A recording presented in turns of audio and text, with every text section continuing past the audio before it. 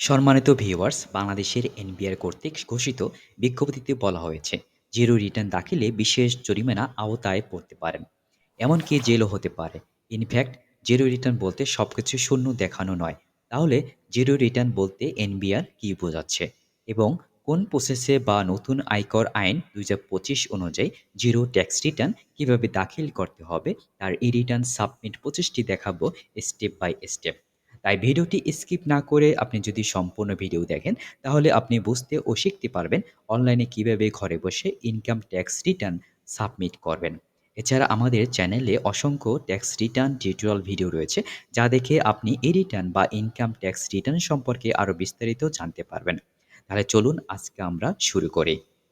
সম্মানিত ভিউয়ার্স, আপনার হাতে থাকা ল্যাপটপ, কম্পিউটার কিংবা স্মার্টফোন দিয়ে আপনারা গুগল ব্রাউজারে যাবেন। সেখানে গিয়ে আপনারা ই-রিটার্ন লিখে সার্চ দেবেন।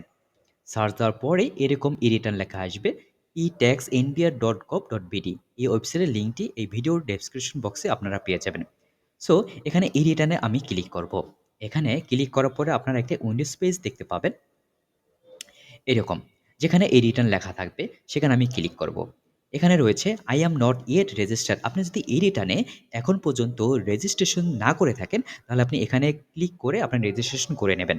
যদি রেজিস্ট্রেশন করা থাকে তাহলে আই অ্যাম অলরেডি রেজিস্টার্ড এখানে ক্লিক করবেন।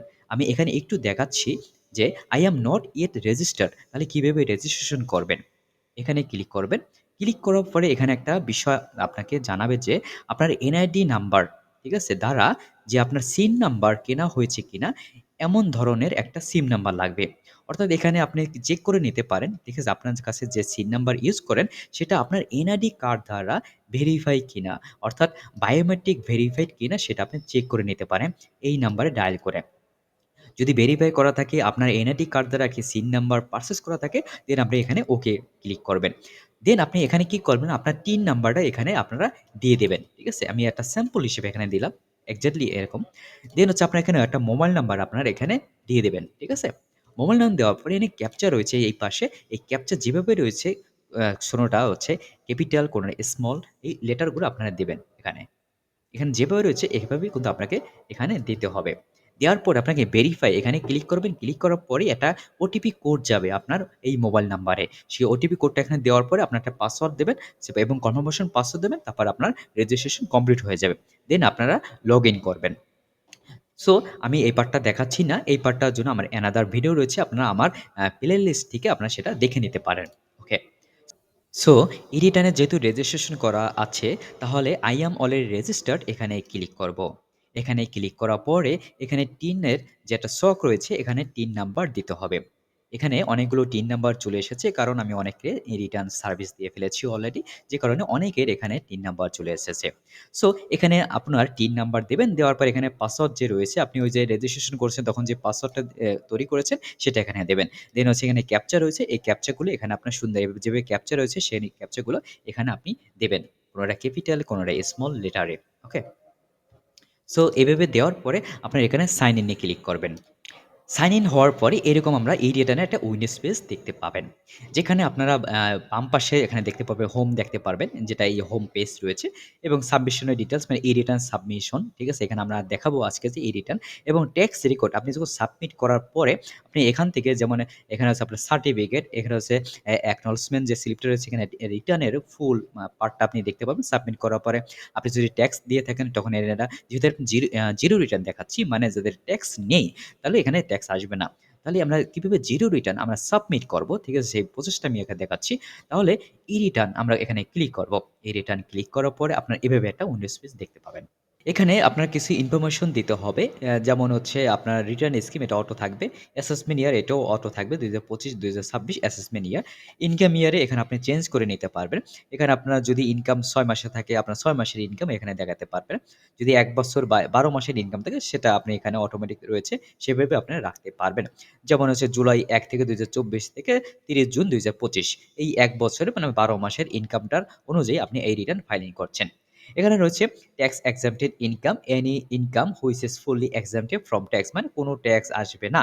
এমন যদি কোনো আপনার ইনকাম থাকে, যেমন হচ্ছে আপনার কোনো গভর্নমেন্ট থেকে কোনো স্পেশাল যদি কোনো অ্যালাউন্স থাকে, যারা গভর্নমেন্ট এমপ্লয়ি রয়েছে তারা পেয়ে থাকে, অথবা আপনার কোনো অন্যরকম কোনো ইনকাম থাকে, যেমন হচ্ছে রেমিটেন্স ইনকাম, সেখানে কোনো আপনার কোনো ট্যাক্স আসবে না। সো সেই ক্ষেত্রে এখানে ইএস দিয়ে আমরা ফাইলিং করতে হবে। সো এখানে হচ্ছে হেডস অফ ইনকাম। এখানে আপনার কিছু ইনকাম রয়েছে, যে ইনকামের আলোকে আপনি কিন্তু এই ট্যাক্স রিটার্ন ফাইলিং করতে পারেন। যেমন রয়েছে ইনকাম ফ্রম এমপ্লয়মেন্ট, এটা আমি আজকে দেখাবো। ইনকাম ফ্রম রেন্ট, বাড়ি ভাড়া থেকে আপনার কোনো যদি কোনো ইনকাম থাকে, সেক্ষেত্রে আপনি কিভাবে ফাইলিং করবেন সেটা নিয়ে আমার অ্যানাদার ভিডিও রয়েছে, আপনারা দেখতে পারেন। Income from agriculture, income from business, capital gains, income from financial asset, এই সবগুলো কিন্তু বিভিন্ন হেড রয়েছে ইনকাম। যেমন এই যে কৃষিক্ষেত্রে ইনকাম, কোনো একটা ব্যবসা করছেন, ছোট ব্যবসা, সেক্ষেত্রে ইনকাম আপনার এভাবে দেখিয়ে আপনার ফাইলিং করবেন। ক্যাপিটাল গেইন, কোনো আপনার অ্যাসেট বা ফ্ল্যাট বা কোনো একটা যেকোনো অ্যাসেট হইতে পারে, আপনি কি বিক্রয় করে কিছু গেইন করছেন, ঠিক আছে? সেটা আপনি এখানে দেখাইতে পারেন। ইনকাম ফ্রম ফাইন্যান্সিয়াল এর সঞ্চয়পত্র, এফডিআর বা আ অন্য কোনো, ঠিক আছে, আপনার কোনো ইনকাম যদি থাকে, ইন্টারেস্ট ইনকাম, সেক্ষেত্রে আপনি এখানে দেখাইতে পারেন। ইনকাম ফ্রম আদার সোর্স, যদি কোনো ডিভিডেন্ড বা অন্যান্য যদি কোনো ইনকাম থাকে স্পেশাল কিছু, সেক্ষেত্রে এখানে আপনি দেখাইতে পারেন। আমি আজকে আপনাদের দেখাবো যে ইনকাম ফ্রম এমপ্লয়মেন্ট, যারা জব করে অথবা ঠিক আছে যারা সামান্য পরিমাণে যাদের ট্যাক্সেবল ইনকাম না থাকার সত্ত্বেও যাদেরকে রিটার্ন দেওয়া বাধ্যতামূলক, ঠিক আছে? ম্যান্ডেটরি কিছু সুবিধা পাওয়ার জন্য, তাদের জন্য হচ্ছে আমি আজকে দেখাচ্ছি ইনকাম ফ্রম এমপ্লয়মেন্ট, জব থেকে।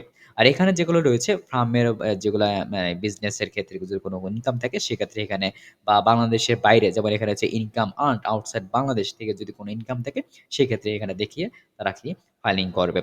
সো এগুলো আমি ক্লিক করে দেন হচ্ছে সেভ অ্যান্ড কন্টিনিউ বাটন দিয়ে আমি নেক্সট পেজে আমি চলে আসবো। এখানে আমি আদার সিটি কর্পোরেশন দিয়েছি। কেন দিয়েছি একটু বলছি। এখানে Dhaka north city corporation, Dhaka south city corporation, তারপর হচ্ছে চট্টগ্রাম সিটি কর্পোরেশন। এই ৩ টি সিটি কর্পোরেশনের আওতার বাইরে যদি কোনো সিটি কর্পোরেশনের ভিতরে যার যদি ট্যাক্স জোন থাকে বা ইনকাম থাকে, তখন আদার সিটি কর্পোরেশন এখানে সিলেক্ট করতে হবে। দেন হচ্ছে ট্যাক্স রিবেট, যদি সে যদি ট্যাক্স রিবেট নিয়ে থাকে, রিবেট নেওয়ার জন্য শর্ত হচ্ছে ডিপিএস এ ইনভেস্টমেন্ট থাকতে হবে, সঞ্চয়পত্রে ইনভেস্টমেন্ট থাকতে হবে, শেয়ার মার্কেটে ইন্স্যুরেন্স, সেগুলো হচ্ছে ইনভেস্টমেন্ট থাকলে সে কিন্তু ট্যাক্স রিবেট সে নিতে পারবে। Voluntary disclosure of income, no রয়েছে, এখানে কোনো ইনকাম নেই। Then IT 10B requirement, gross wealth over ৫০ lakh, যদি ৫০ লাখের উপরে যদি আপনার এখানে যদি কোনো নেট ওয়েলথ থাকে, তো সেক্ষেত্রে আপনি ইয়েস দিয়ে এখানে ফাইলিং করতে হবে। যদি মোটর কার থাকে যে সেটা দিতে হবে, অফশোর প্রপার্টি যদি থাকে ইয়েস দেবেন, ঠিক আছে? Share holder director of a company যদি হয়ে থাকেন ইয়েস দেবেন। যদি কোনো প্রপার্টি থাকে আপনার সিটি কর্পোরেশনের ভিতরে, তখন ইয়েস দেবেন, ঠিক আছে? ইয়েস দিলে তখন এখানে আপনার কত স্কোয়ার ফিটে রয়েছে সেটা আপনার এখানে উল্লেখ করতে হবে। IT 10B may not be mandatory, যেমন আইটি 10B এখানে অর্থ কি বোঝাচ্ছে? এখানে আছে আপনার পরিসম্পদ, সম্পত্তি রয়েছে, ফ্ল্যাট বা ল্যান্ড, ঠিক আছে? অন্যান্য যেগুলো রয়েছে ফিক্সড অ্যাসেট, বা এগুলো যদি নাও থাকে, তখন সেক্ষেত্রে আপনার এটা ফাইলিং করা ম্যান্ডেটরি না। কিন্তু যদি থাকে আপনার নামে বা আপনার কাছে, তখন অবশ্যই আপনাকে এটা ফাইলিং করতে হবে। দেন আমরা সেভ অ্যান্ড কন্টিনিউ নিয়ে নেক্সট পেজে আমি চলে আসবো। এখানে আপনারা দেখতে পাচ্ছেন ইনকাম পার্টটা। এখানে আমি আগে থেকেই ফাইলিং করে রেখেছি যাতে সময়টা কম লাগে এবং আপনারা যেন বুঝতে সুবিধা হয়। আমি সহজে যাতে আপনাদের বোঝাতে পারি কম সময়ের ভিতরে। এখানে এমপ্লয়মেন্ট টাইপ, এখানে এমপ্লয়মেন্ট টাইপের ভিতরে আমি প্রাইভেট দিয়েছি, যে সে যেহেতু প্রাইভেট একটা কোম্পানিতে জব করে, ঠিক আছে? ছোট পরিমাণে ধরুন তার ২০,০০০ ৩০,০০০ ইনকাম রয়েছে, এরকম সেন্সে আমি এটা ফাইলিং করে আপনাদের বোঝাচ্ছি। সে যদি গভর্নমেন্ট জব করে, যদি পেমেন্ট থ্রু আইবিএস এর আন্ডারে যদি হয়ে থাকে, তখন সেক্ষেত্রে আপনার গভর্নমেন্ট পে স্কেল এটা দিয়ে সে কিন্তু ফাইলিং করতে পারবে সেম প্রসেসে। গভর্নমেন্ট পে স্কেল যদি পেমেন্ট থ্রু আইবিএস ছাড়া যদি হয়ে থাকে, তখন এটা দেবেন। এবং এই যে গভর্নমেন্ট বা প্রাইভেট এই আন্ডারে যদি না পড়ে থাকে, salary subject to reduce tax rate, এই আলোকে কিন্তু সে কিন্তু ফাইলিং করতে হবে। এই নিয়ে আমি একটা ভিডিও আমি তৈরি করেছি। আমি খুব শীঘ্রই আপলোড করব। আপনারা দেখে নিতে পারবেন। সো আমি এখানে নেম অফ এমপ্লয়মেন্ট, সে কোন কোম্পানিতে কাজ করে আমি দিয়ে দিচ্ছি এবিসি, এবং ডেজিগনেশন অফিসার এটা আমি দিয়ে দিচ্ছি। এখানে আমি একটু ফাইলিং করে রেখেছি যে বেসিক স্যালারি তার ১ বছরে। এটা কিন্তু দেখাচ্ছি ১ বছরে। সে যদি ৬ মাসে যদি ইনকাম করে থাকে, ৬ মাসে যদি শুরুতে বলছি ইনকাম ইয়ার, ওইভাবে সে ফাইলিং করবে। সো বেসিক স্যালারি এখানে আমি দিয়ে রেখেছি ১,৮০,০০০ ১ বছরে। হাউস রেন্ট হচ্ছে ১,১০,০০০, মেডিকেল অ্যালাউন্স সে পায় হচ্ছে ৮০,০০০, কনভেন্স অ্যালাউন্স সে পাচ্ছে ৪০,০০০, এবং ফেস্টিভাল সে পাচ্ছে এখানে অ্যালাউন্স পাচ্ছেন ৩০,০০০। এছাড়াও সে যদি অন্য কোনো যদি বোনাস পেয়ে থাকে, যেমন হচ্ছে সে যদি গ্র্যাচুইটি পেয়ে থাকে বা সে যদি অন্য কোনো কিছু যদি প্রফিট বোনাস পেয়ে থাকে, ঠিক আছে? সেক্ষেত্রে সে এখানে উল্লেখ করতে পারবে যেমন এড ভ্যালু, ঠিক আছে? এখানে যেমন হচ্ছে সে যদি প্রফিট বোনাস বা ডিভিডেন্ড পেয়ে থাকে না আদার্স যে সোর্স এ ইনকাম রয়েছে সেখানে সে দেখাইতে পারে। এখানে সে যদি মনে করেন আপনার হচ্ছে অ্যা আদার্স কিছু বেনিফিট যদি এখান থেকে পেয়ে থাকে কোম্পানি থেকে তখন আদার্স এখানে লিখে তখন সে কিন্তু ওখানে ফাইলিং করতে পারবে। ঠিক আছে? ওটা আমি দেখাচ্ছি না। আমি আলাদা লং যে ভিডিও রয়েছে সেখানে আপনারা দেখে নিতে পারেন। এটা যদি জিরো রিটার্ন সেক্ষেত্রে আমি সংক্ষেপে কিভাবে করা যায় সেটা আমি দেখাচ্ছি আপনাদের।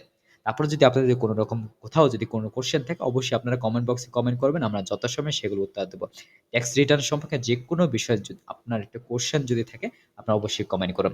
এখানে আমি দেখাচ্ছি যে টোটাল তার ইনকাম কত হলো ১ বছরে। এখানে দেখুন basic, house, medical, convince, festival নিয়ে ৪,৪০,০০০। তাহলে কি সে কি ট্যাক্স রিটার্ন ক্ষেত্রে সে কি ট্যাক্স দিচ্ছে? নাকি জিরো ট্যাক্স আসছে? ওকে দেখুন টোটাল ইনকাম হচ্ছে ৪,৪০,০০০ কিন্তু এখান থেকে সে একটা এক্সাম্পটেড পাচ্ছে। ট্যাক্স এক্সাম্পটেড অর্থাৎ এখানে হচ্ছে তার ৩ ভাগের ১ ভাগ। দেখেন ৪,৪০,০০০ কে যদি ৩ দিয়ে ভাগ করা হয় এই ১ ভাগ কিন্তু এটা। ওকে। এখানে আরেকটা নিয়ম হচ্ছে তার যদি মেক্সিমাম সে এখানে ট্যাক্স এক্সাম্পটেড অ্যামাউন্ট সেখানে অ্যা এক্সাম্পটেড হিসেবে পাবে ৳৫,০০,০০০ পর্যন্ত। ওকে। এটা যদি জিরো রিটার্ন সেক্ষেত্রে মনে করেন এখানে এই ৩ ভাগের ১ ভাগ এখানে আসবে। ওকে। তাহলে ট্যাক্সেবল অ্যামাউন্ট কি আসলো? ৪,৪০,০০০ থেকে এই যে ১,৪৬,৬৬৭ মাইনাস করার পরে ২,৯৩,হাজার ৩৩৩ ঠিক আছে? টাকা হচ্ছে ট্যাক্সেবল ইনকাম। নেক্সট পেজে আমরা চলে আসবো যেখানে রয়েছে এক্সপেন্ডিচার। এনবিআর কি বলেছে? আপনার সমস্ত আয়, আপনার সমস্ত ব্যয় এবং আপনার সমস্ত পরিসম্পদ লায়াবিলিটি সঠিকভাবে ইনপুট করতে হবে। তাহলে এক্সপেন্ডিচার একটি মোস্ট ইম্পোর্টেন্ট আইটি 10BB এখানে আপনাকে সুন্দরভাবে ফাইলিং করতে হবে। একটা মানুষের একটা বছরে বিভিন্ন রকমের এক্সপেন্স হয়ে থাকে। যেমন হচ্ছে ফুডের, ক্লথিং এ বা অন্যান্য এসেনশিয়াল কিছু রয়েছে। সেক্ষেত্রে আমি এখানে দেখাচ্ছি ৳৮০,০০০ এই যে খরচ এভাবে কিন্তু আপনাকে সুন্দরভাবে দেখাতে হবে। অ্যাকোমোডেশন এক্সপেন্স যদি এক্সপেন্স যদি আপনার না থেকে থাকে তখন এখানে 0 হবে। যদি থাকে এখানে দিতে হবে। যেমন আমি এখানে দিয়েছি ৭০,০০০ এবং আপনার যদি অন্যান্য যদি এক্সপেন্স এখানে থেকে থাকে আদার্স ট্রান্সপোর্টেশন যদি থেকে থাকে সেখানে দিতে পারেন। ঠিক আছে? যদি আপনার একটা প্রাইভেট কার থেকে থাকে বা বাইক থেকে থাকে then এখানে খরচ কিন্তু আপনার দেখাতে হবে। সো দেন এখানে আমি আরো দেখাচ্ছি ইলেকট্রিসিটি ১ বছরে তার ইলেকট্রিসিটি ব্যয় কত? ৳৯,০০০ তারপরে গ্যাস, ওয়াটার দেওয়া বা শাওয়ার, গার্মেন্টস এগুলো হচ্ছে ৳১৫,০০০ আপনার অনেক বাড়িওয়ালা কি করে? ইলেকট্রিসিটি বা গ্যাস, ওয়াটার বা বাড়ি ভাড়ার সাথেই তারা নিয়ে নেয়। তখন কিন্তু এখানে দেওয়া লাগবে না। তখন এখানে একটা কমেন্ট করে দিয়ে দেবেন। ওকে? ফোনে বা ইন্টারনেট বা টিভি চ্যানেলে আপনার যদি কোনো ব্যয় থেকে থাকে তখন এখানে দিতে হবে। তারপর এডুকেশন পারপাস যদি ব্যয় থাকে এখানে দিবেন। যদি ফেস্টিভাল যদি এক্সপেন্সেস যদি ব্যয় থাকে এখানে আপনারা দিবেন। আমি যেমনটা দিয়েছি। বা আদার্স যদি কোনো এক্সপেন্স যদি আপনার থেকে থাকে যেমন মেডিকেলের আপনার ওই অর্থ বছরের আপনার ফ্যামিলির বা আপনার ঠিক আছে? মনে করেন চিকিৎসা পারপাস ৫০,০০০ বা ৳১,০০,০০০ আপনার খরচ হলো। তখন এখানে কিন্তু আপনি এড করতে পারবেন। এবং এখানে একটা কমেন্ট দিয়ে দিবেন যে আপনার মেডিকেল এক্সপেন্স এত গেল। ওকে? এভাবে এক্সপেন্স করে আপনারা দেখতে পারবেন। ট্যাক্সের যদি আপনার এক্সপেন্স থেকে এখানে যেহেতু 0 এখানে কোনো আসবে না। সো এখানে 0 থাকবে। দেন আমরা কি করব? সেভ অ্যান্ড কন্টিনিউ দিয়ে আমরা নেক্সট পেজে চলে আসবো যেটা থাকবে asset liability IT 10B most important. এখানে একটা কথা বলে রাখি যদি আপনার এটা যদি সেকেন্ড টাইম হয়ে থাকে আপনার এই রিটার্ন ফাইলিং সাবমিট করা তাহলে ইম্পোর্ট অটো ফাইল দিয়ে ক্লিক করলে আপনার কিন্তু আগের ইয়ারে আপনারা কি করেছেন সব কিন্তু এখানে অটো চলে আসবে। আপনারা কি করবেন? আ আগের ইয়ারে যে ইনফরমেশন রয়েছে সেগুলো আপনার যদি কোনো কারেকশন থাকে আপনারা সেখানে কারেকশন করে নতুন ফিগার আপনারা সেগুলো বসাতে পারেন। যেমন হচ্ছে ধরুন এখানে ডিপিএস। ধরুন সে গত বছরে এখানে ডিপিএস করেছিল ৳১২,০০০ এই বছরের অর্থ বছরে নিয়ে সে ধরুন সে করেছে ৳২১,০০০ এরকম। ঠিক আছে? এরকম মানে কারেকশন আপনারা করতে পারবেন। সো এই ভদ্রলোক ডিপিএস করেছে এটা আমি সুন্দরভাবে ফাইলিং করে রেখেছি। ধরুন ফার্নিচারে তার পারচেজ করেছে ৬ পিস সেখানে ৳৯০,০০০ এখানে আমি করে দিচ্ছি। ধরুন এখানে আপনার গোল্ড বা ডিপিএস যদি আপনার কিছু থেকে থাকে গোল্ড, ডায়মন্ড এগুলো যদি কিছু থেকে থাকে সেটা আপনি এখানে কিন্তু ফাইলিং করতে পারবেন।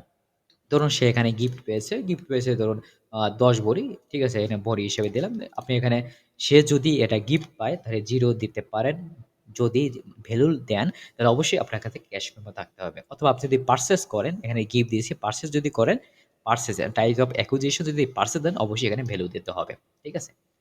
সো আমি এখানে 0 দিয়েছি যাতে গিফট দিয়েছি এবং কোনো মানে মেমো নাই সেজন্য আমি 0 দিয়ে দিয়েছি। এটা দিলাম। এবার ক্যাশ ইন হ্যান্ড এ তার ৩,৩২,০০০ এটা কিভাবে আসলো? তার সকল আয় থেকে সকল ব্যয় বাদ দেওয়ার পরে এটা থাকে। দেন হচ্ছে আদার্স যদি কোনো কিছু ইনফরমেশন থেকে থাকে এখানে অটোমেটিক চলে আসবে। যেমন অ্যানুয়াল লিভিং এক্সপেন্স তার টোটাল হচ্ছে ১ বছরের খরচ এত আমি দেখাইছিলাম ৳২,০৭,০০০। সোর্স অফ ফান্ড এটা এখানে দেখাচ্ছে। সোর্স অফ ফান্ডের ইস্যুটা আপনার ১ বছরের আপনার টোটাল আ ইনকামটা ফুলও দেখাইছে ৳২,৯৩,৩33। এটার বেসিক্যালি মানে সেলারিটা। ঠিক আছে? এটা হচ্ছে ৩ ভাগের ২ ভাগ।